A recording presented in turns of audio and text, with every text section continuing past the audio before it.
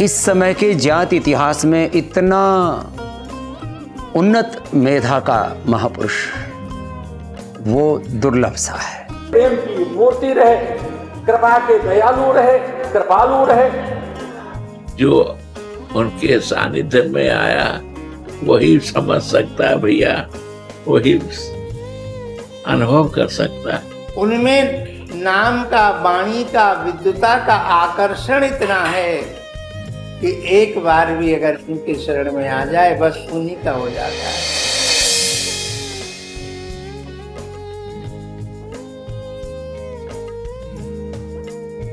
पूज्य महाराज श्री को 5वें जगत गुरु के रूप में जो उपाधि दी गई जगत गुरु की, तो जगत गुरु कहते ही इसलिए कि वो सारे जगत के गुरु थे। सारे जगत को उन्होंने मार्ग दिखाया, भक्ति का, प्रेम का, शरणागति का, प्रपन्नता का।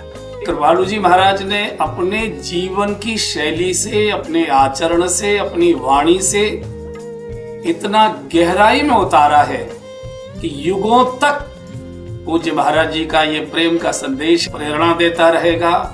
जिनके प्रवचन से, जिनके कथा से कृष्णाकाराकारी चित्त बन जाता था। कृष्णाकाराकारी चित्त होना यही गोपी भाव है। ऐसे महापुरुषों का अवतरण निश्चित ही भक्ति का विस्तार होता है। जगत गुरु होने के पश्चात भी महाराज जी को बिल्कुल ना अभिमान था, ना कोई घमंड था, ना ये था कि मैंने इतना बड़ा अलौकिक मंदिर बनाया। इतने उच्च कोटि के संत होके इतने विनम्र ऐसे महापुरुष इस धराधाम में आए, ऐसे पापी जीवों का उद्धार किया और बहुत सारे असंख्य जीव, एक जीव नहीं असंख्य जीवों का उद्धार किया।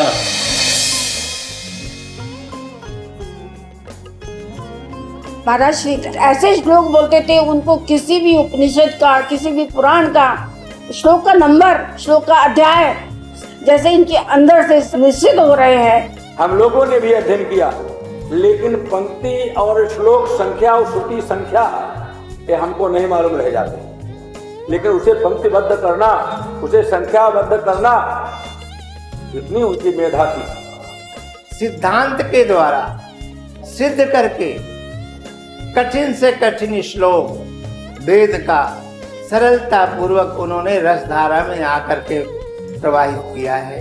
इतने उम्र में 2-3 घंटा तक महाराज जी निरंतर बोलते रहते थे बिना अवरोध के, और एकदम कंठस्थ भागवत होता था, एकदम अधारा प्रवाह बोलते जाते थे।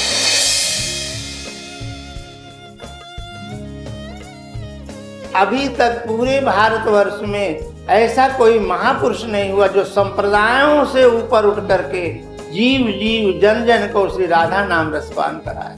महाराज श्री जी ने जीव चराचर को, प्राणी मात्र को, संप्रदाय मात्र को नहीं, प्राणी मात्र को आकर के श्री राधा नाम रसपान कराया है। महाराज जी ने सारे भारतवर्ष में इतना प्रचार किया, हरिनाम महामंत्र का हो, चाहे कैसे भगवान के प्रेम प्राप्त करे। ऐसे दिव्य महापुरुष का जब प्रवचन होता था तो हजारों हजार व्यक्ति श्री राधा भाव में एकदम निमग्न हो जाते थे। राधा तत्व पे उन्होंने जो निखार किया है, दूसरे आज तक किसी विद्वानों का द्वारा ये नहीं हुआ।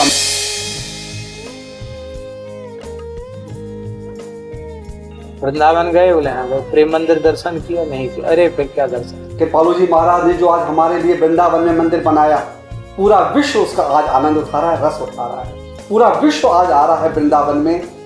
महाराज जी एक ही बात करता है, लोग करते हैं हमसे, महाराज जी हमें प्रेम मंदिर के बारे में बताइए, हमें प्रेम मंदिर कहाँ है। इतनी भीड़ बिहारी जी में हुआ करती थी भाई।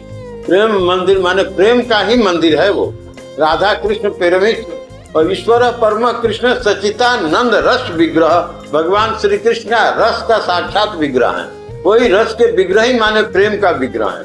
प्रेम का विग्रह भगवान श्री कृष्ण है, इसीलिए प्रेम मंदिर महाराज जी ने नाम रखा। ये प्रेम मंदिर का जो नक्शा है, ये प्रेम मंदिर का नक्शा गौलोक धाम का अंश स्वरूप बन रखा है।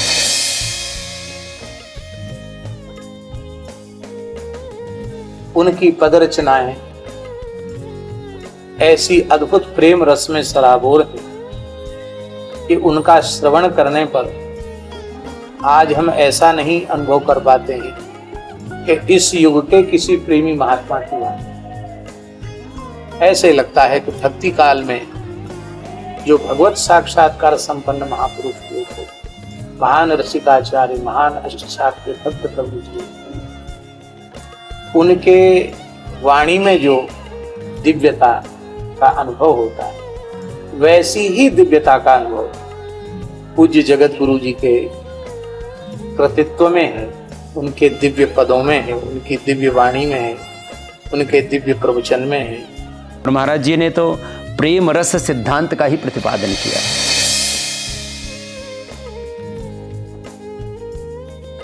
वो तो अगाध समुद्र थे प्रेम का, और प्रेम ही जैसे मानो उनका जीवन में प्रेम का ही वितरण किया करते थे महाराज जी। जीव को परमात्मा में कैसे लगना है, कैसे लगाना है, ये सद्गुण, ये निधि केवल महाराज जी को आती। ऐसे दिव्य प्रेम का वितरण संपूर्ण जगत को देकर के पूज्य महाराज जी ने सबको कृतार्थ किया, सबको धन्य किया।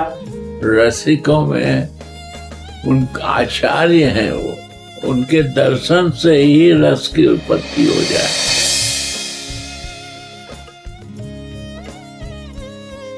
जो आज ब्रज ने हम लोगों के लिए किया है, इसका मेरे पास शब्द नहीं कि मैं व्यक्त कर सकूं। जैसा उनका नाम कृपालु, तो वो परम कृपालु ही थे। सबको आलिंगन करते थे, सबको अपनाते थे, ऐसा कौन कर सकता है? हमें तो धन्य भाग है कि ऐसे महापुरुष का दर्शन हुए। हमारा जीवन धन्य हो गया उनके दर्शन मात्र से। आज तक हम उसी स्मृति में, उनकी कृपा में, उसी रस में डूबे रहना चाहते हैं। प्रेमावतार पूज्य महाराज जी के चरणों में दास अनंत अनंत कोट प्रणाम करता है।